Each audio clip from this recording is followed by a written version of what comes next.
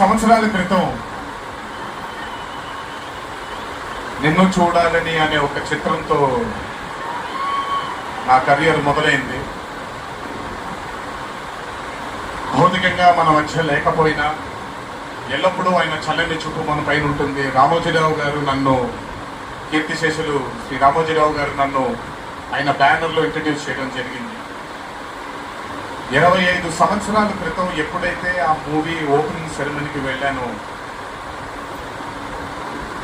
నా పక్కన నాన్నగారు మా అమ్మగారు తప్ప ఎవరూ లేరు.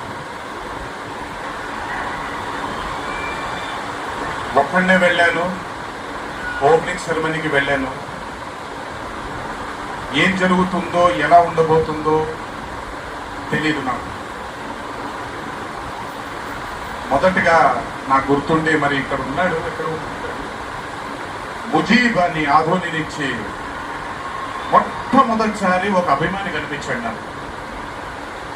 నేను ఆఫీస్ బయట, అది కూడా రెంటెడ్ ఆఫీసు, ఇల్లు ఎక్కడో మేదిపట్నం, రెంటెడ్ ఆఫీస్ బయటకు వచ్చాను. ఎవరండి మీరు అన్నాను. బాబు ఫ్యాన్ అన్నాడు. అర్థం కాలేదు.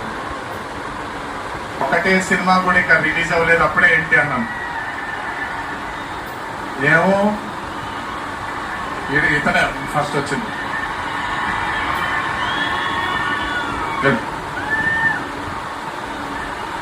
మీరంటే చచ్చిపోతానన్నాడు. చచ్చిపోవడం వద్దులే కానీ అది ఏంటిది అన్నాను. ఏమో బాబు ఇంకా మీ వెంటే ఉంటానన్నాడు.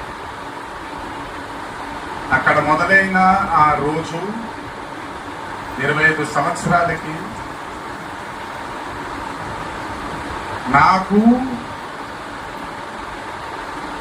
ఎనలేని సరిపోనంత ప్రేమ ఇచ్చే ఇంతమంది అభిమానులు దొరకడం నిజంగా